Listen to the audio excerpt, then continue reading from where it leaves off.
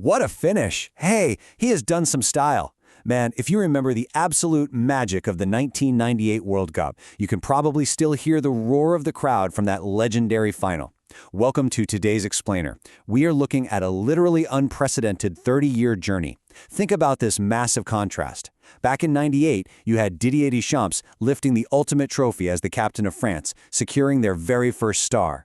Fast forward to today, Deschamps is stepping into 2026 as the mastermind manager. He's on a quest to guide a totally new generation to that exact same glory.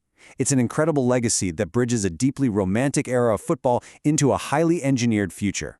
So let's dive right in and look at the absolute extremes of these two eras.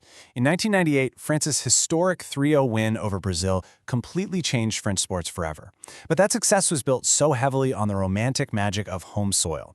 You had Parisians cheering in the streets, an entire nation rallying behind their host team. Now 2026, the landscape couldn't be more different. Deschamps isn't relying on home field advantage anymore. Instead, he's facing what experts are calling the toughest path any winner has ever faced. We're talking about an absolutely grueling gauntlet across three massive North American nations: the United States, Mexico, and Canada. To really grasp the challenge of 2026, we've kind of got to go back and appreciate the sheer chaotic unpredictability of 1998. That tournament was completely defined by raw, logic-defying moments.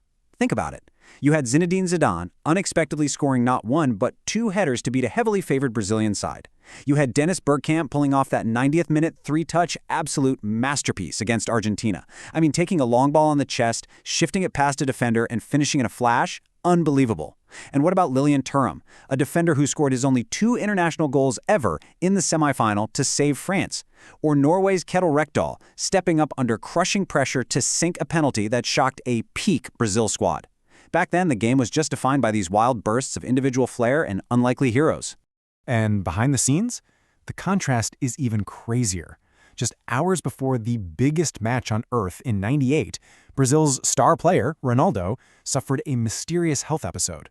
He was left off the team sheet, then quickly reinstated. Total mass confusion. Conspiracy theories spread through the stadium like wildfire, and honestly, a lot of them are still talked about today. Now, jump to 2026, and that level of medical mystery is virtually impossible. Today, players wear sophisticated monitoring devices around the clock. Teams are actively tracking heart rate, workload, recovery cycles, sleep quality, the whole shebang. A modern national team going into this summer's tournament might literally know more about a player's physical body than the player knows himself. And all of that intense tracking, what's absolutely necessary because of the sheer scale of the modern game. And that scale is summarized perfectly by just one number: 1,248. That's the number of players getting the call to represent their countries in 2026. The tournament has expanded to an incredible 48 teams. So the days of 1998's tighter, more intimate brackets, yeah, they're gone for good. This is now a massive, highly optimized global industry. Because of that massive scale, the beautiful game has gone through a total data revolution. Instead of relying on the creative flair and unpredictable magic we saw back in '98, 2026 is built on scientific precision.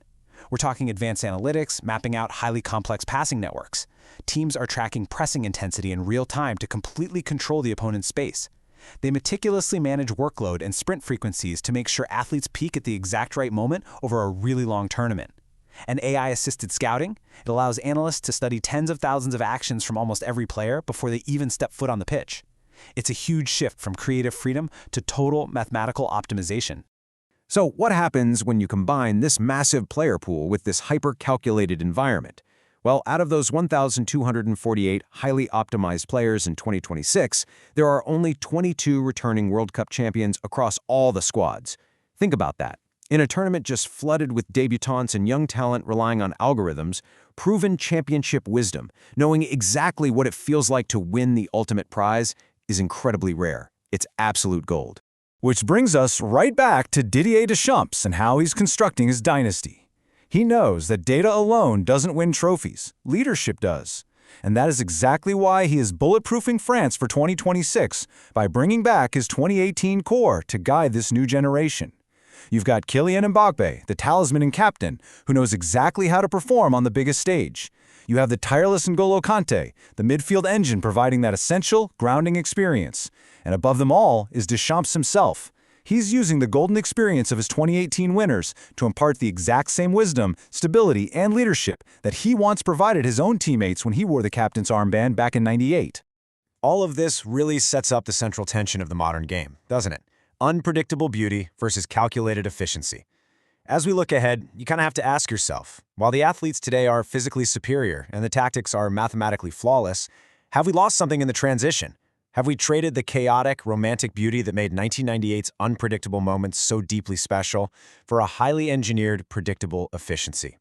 It's a really fascinating balance between the art of the past and the science of today. But ultimately, at the end of the day, it all comes down to one thing: the FIFA World Cup trophy. Didier Deschamps' incredible 30-year legacy serves as the perfect anchor between the romantic, deeply human past of this tournament and its highly engineered biometric future. Because whether you are relying on home field magic or AI-assisted scouting, the end goal remains exactly the same as it was in 1998. And that leaves us with a final, provocative thought to wrap up today's explainer. Didier Deschamps has the gold, the intuition, and the championship wisdom of the past. The massive 2018 era of 2026 has the data, the biometrics, and the total optimization. When these two worlds collide on the pitch this summer, who has the future? Definitely something to chew on as we head into the tournament. Thanks so much for exploring this with me today, and I'll catch you on the next explainer.